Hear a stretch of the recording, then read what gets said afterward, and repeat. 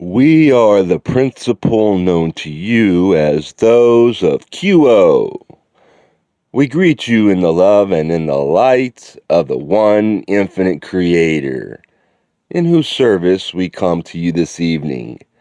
As we gaze around this circle of seeking, we feel the great privilege of being asked to join you. Each of you has carved out a piece of your day to give to the seeking of truth. It is our honor to be included in that search, and we are glad to share our humble opinions with you on the subject of ascension while in the body, that is, the physical body of third density. But first, as always, we would ask that you listen to our thoughts with discrimination and your best discernment.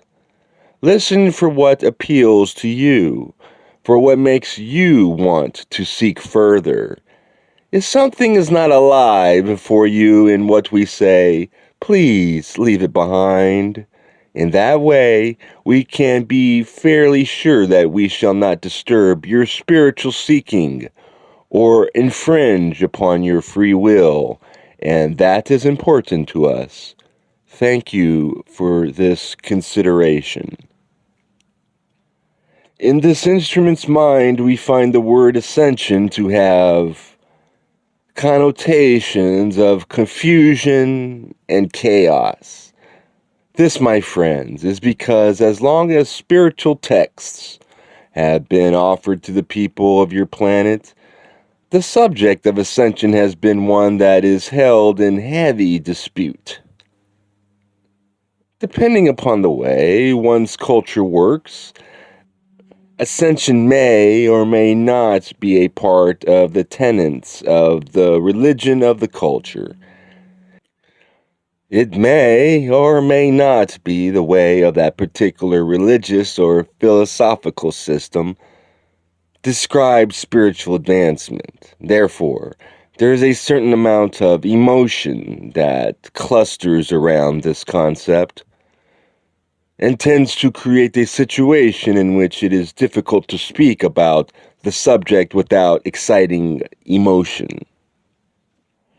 Our desire, as you know, is to consider such subjects in a way that allows that seeker to seek into the structure of the query, to gather information about that query, and to lay out before the seeker resources that may possibly aid in thinking about the query. We would like to attempt to speak about ascension in that way. We would start with the Christian concept of ascension, the act of leaving the third density while in one's body and going elsewhere, is called ascension because in the Old Testament and the New Testament, those of seeming greatly advanced wisdom or love were able to be taken from the earth. We note Elijah and his whirlwind, and Jesus and his cross. Therefore, it is considered that they ascended in their bodies. From our point of view, we would say that ascension in general means to the populations of those not Christian, perhaps not on a particular religious path at all, or whenever a particular seeker considers that third density is over, the event tied in with the ending of an age, the ending of a calendar, or whether a particular seeker considers that third density is over and the next density or age of man has begun. Now, what virtue is there in considering how to ascend while in the body? My friends, in terms of activity within the body, we do not find that this is a helpful concept for all people. The reason that we say this is that each of you one his or her way into the earth plane at the time of the harvest. Many there are who wish to have incarnated upon planet Earth at this time, either to help rise the consciousness of planet Earth with their love, or to do the work of third density in achieving a satisfactory balance between love and wisdom, love and power, or wisdom and power. Consequently, having won your way into the physical, we find there is wisdom in choosing to stay with the incarnation until you have learned all you can and served all you are able and are truly ready to let go of third density and all of its gifts and challenges. However, the one known as Y noted that the kind of ascension that she has seen discussed seems to be a lot like living in fourth density, and we find that the heart of the question concerning ascension while in the physical body is keyed to this realization. Life, as it passes by the individual consciousness, seems to be very solid, yet it is not. The flow of time and space has endless potential. For those who seek deeply enough into the present moment, that moment, every moment, comes alive. Beneath your feet, the floor opens up and you can dive into that present moment. Boundaries fall away, and as the song which you heard before this meditation says, you can be unbound. Some attempt to approach this state of consciousness from the standpoint of clearing the body, eating well, exercising well, and so forth. Others seek to reach that state by going more and more into meditation, slowing down what this instrument sometimes calls the monkey mind, and allowing spaciousness to flood into the mind that is too concerned with the 10,000 things. Others approach the problem of lifting consciousness from its moorings in third density by reading and attempting to assimilate and gather wisdom of all religions and all cultures, all systems of lure and myth, and although the scholar's way often stays within the head, rattling around, filling the mind's closets and shelves with too much information, the wisdom seeps down into the heart of the scholar and pulls her or him forward. There are as many ways to approach the evolution of mind, body, and spirit as there are people. The key to this work is this: the consciousness that you share with all others who are self-aware is one. It is the consciousness of the Creator. It is the consciousness of complete and unconditional love. It is not love as known to the poets who speak of romance. It is not the love of brother from brother. It is not the love that is sentimentalized in valentines tied up with ribbons gifted with pretty gems. This is a love that creates and destroys. This is a state of aliveness and endless potential.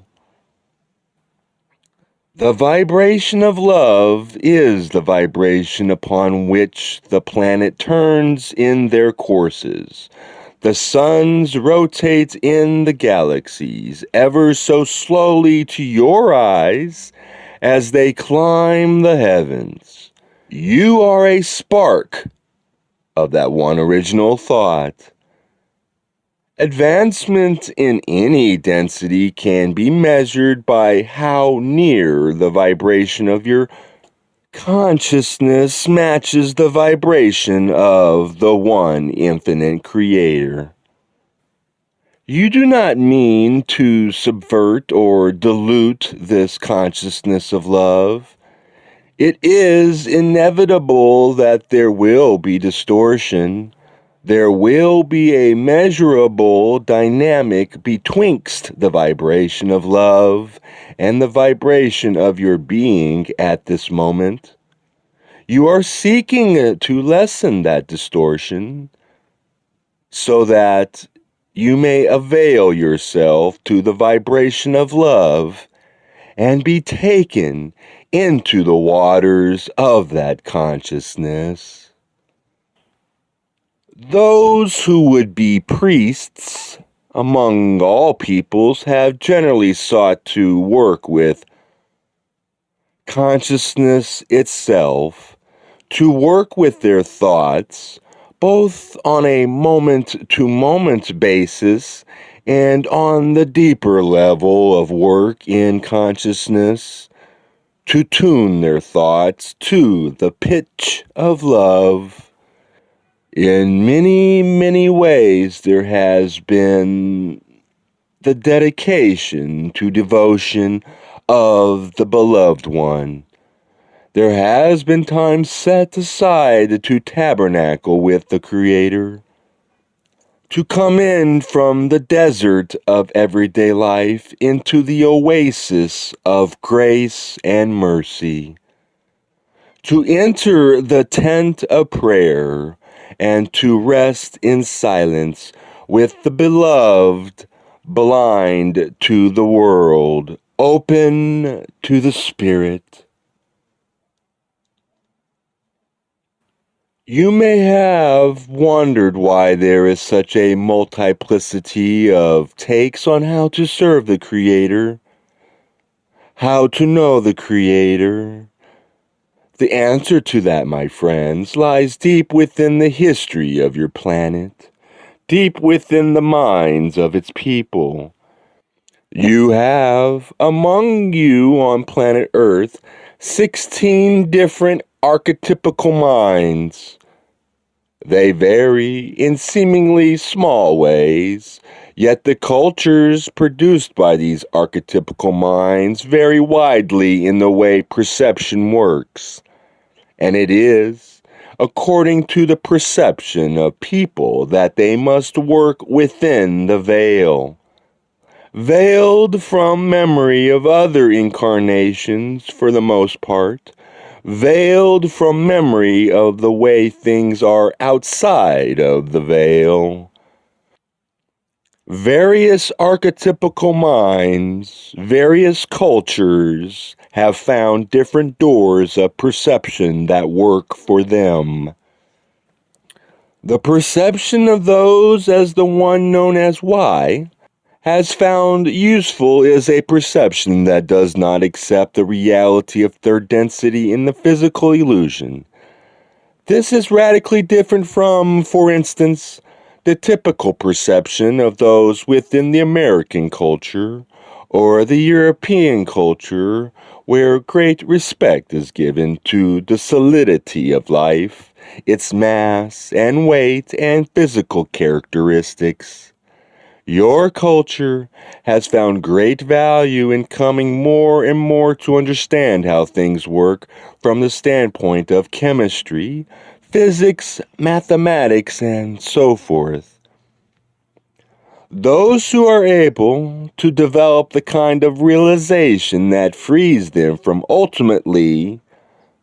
the bonds of the physical are those who have grown up breathing in the air of belief in the reality not of this illusion, but of the Creator.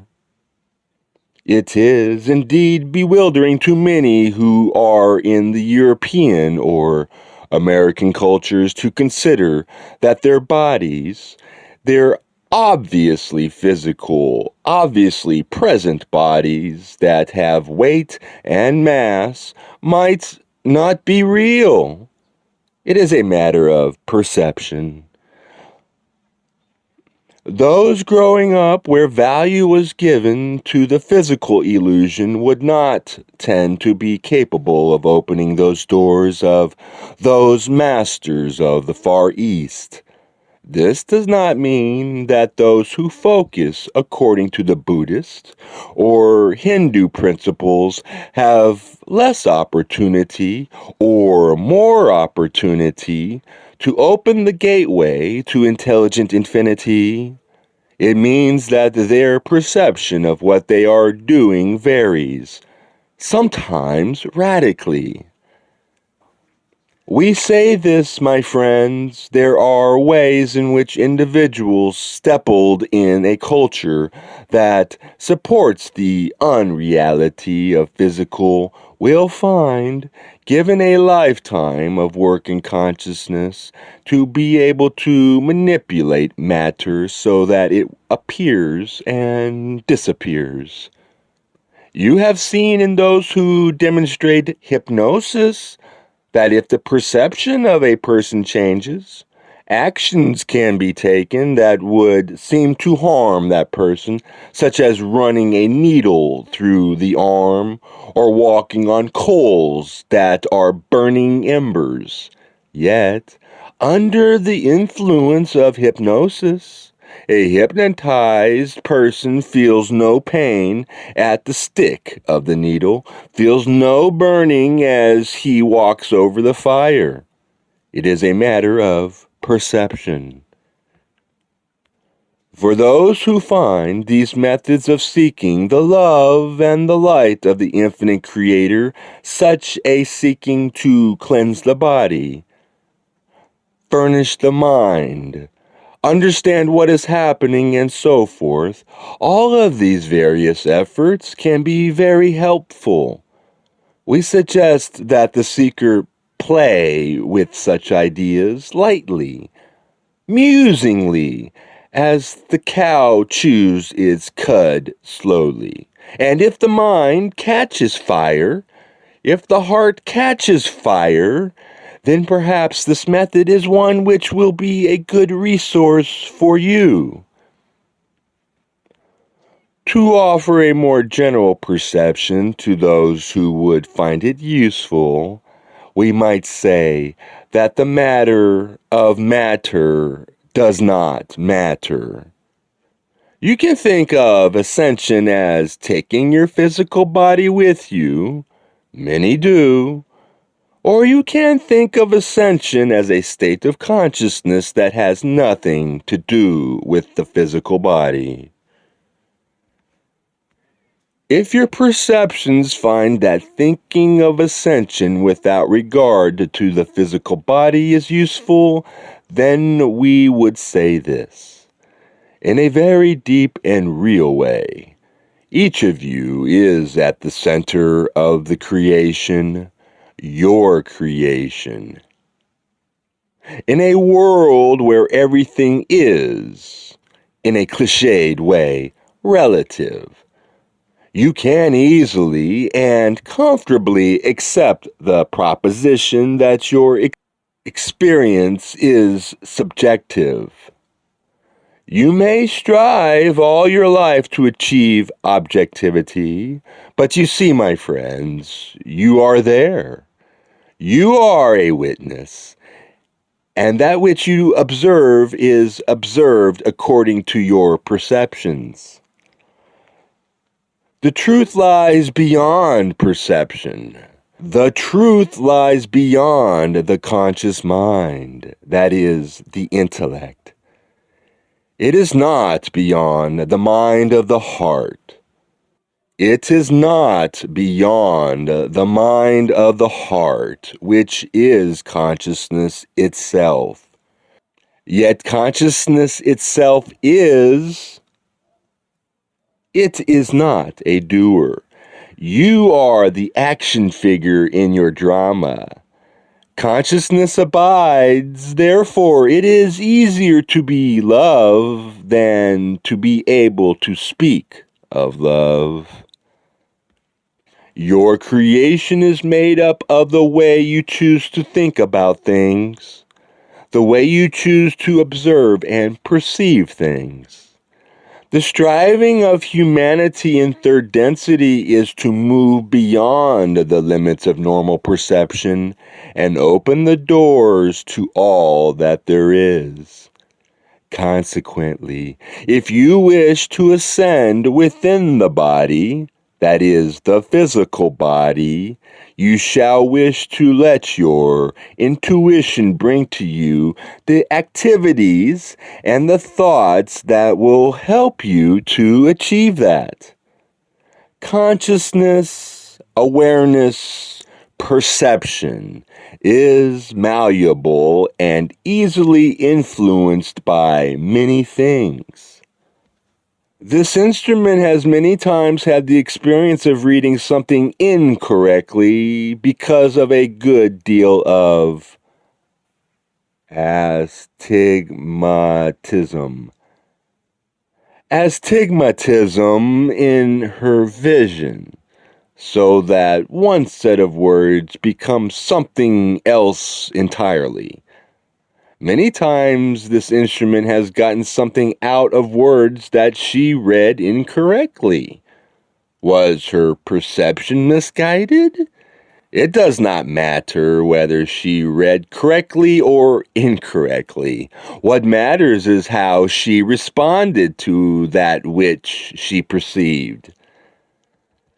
That is your creation in the making, your awareness that you are a creator and that you can create a subjective creation that suits you, not a little or not for the most part, but through and through. You have this saying in your culture, it is, what goes around comes around. How you perceive has a tremendous amount to do with what happens to you. Say that you are one who perceives with a rosy hue, you are an optimist. You see hope and faith everywhere. That which happens to you will be interpreted according to your expectation of all things turning out well. There are those who feel that everything is hopeless. The world is meaningless. Existence has no point. And the only appropriate point of view is ironic, desperate, and without hope. To such a person, even the sunniest day will have shadows. Both entities are seeing truly for themselves. Their experience overwrites what could be called objective reality. Your experience will always overwrite the parts that make up the sum of what you observe. Consequently, you can indeed create your own experience of life, an environment that more and more nearly matches the vibration of the Infinite One. You can avail yourself of that vibration. That which is real in the universe is both infinite and limited. Unity is that which is real. You are all one. We are all one with you. The creation is all one, interconnected being. Consciousness abides whether you, like the masters of the Far East, focus on a set of perceptions having to do with the physical body, or whether you choose any one of a number of other ways of viewing the creation and your place in it, regardless of what you think reality is. Spiritual evolution is a matter of gradually lessening the difference between your vibration and the vibration of the one infinite creator. This instrument has often yearned for the peace that lies beyond the veil, in a land where all is known, as is the experience of a fictional character called Rhea. Yet, there are many times within this instrument's life when she has found that she is in fourth density because she lives, as far as she knows how, by fourth density values. If you could think of this kind of perception as an environment, such as a room or a house, one could say that this instrument spends some time in that room, but not all the time. There is a constant moving in and moving out of that state of mind because of the happenings of the day, that which impinges upon this instrument's consciousness. We feel that she is a useful example in that all entities tend to vary from moment to moment and from day to day. Those who take themselves apart from society so that they may focus inwardly with more purity will have a different walk than those who choose to live their priestly life in the hustle and bustle of the noontide, with the buses honking and the trains running, the people going to and fro in their errands, doing their work. It is not true that it is necessary to separate from one society in order to achieve spiritual realization.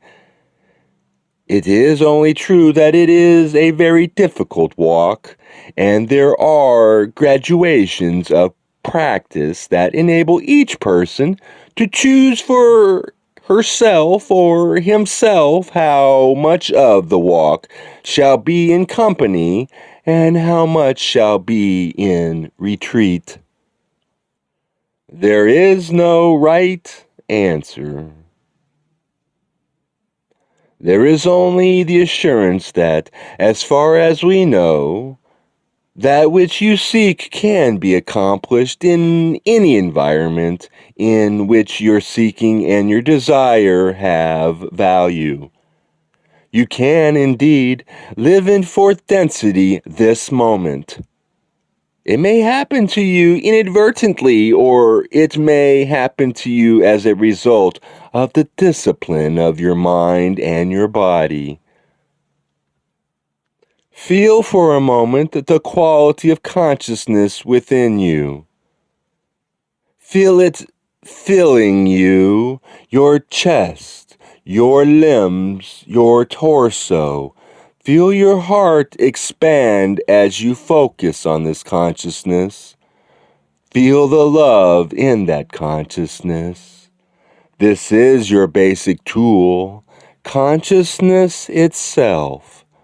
It is inevitably true that speaking will confuse you, distract you, seduce you, and whether you are amused or charmed or dismayed by words, they cannot be said to lead you into essence.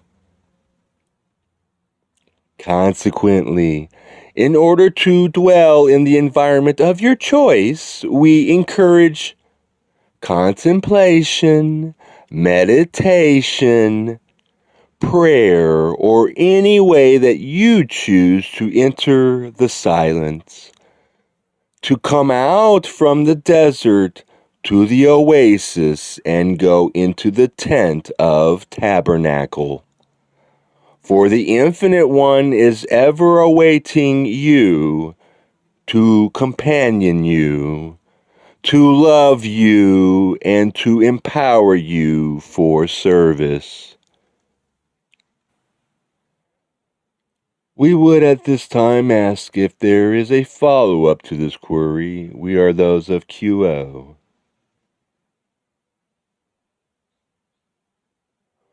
We are those of QO, and since this instrument's ears have heard nothing but silence, and the occasional creaking of a chair, may we ask if there would be a final query this evening before we leave this instrument?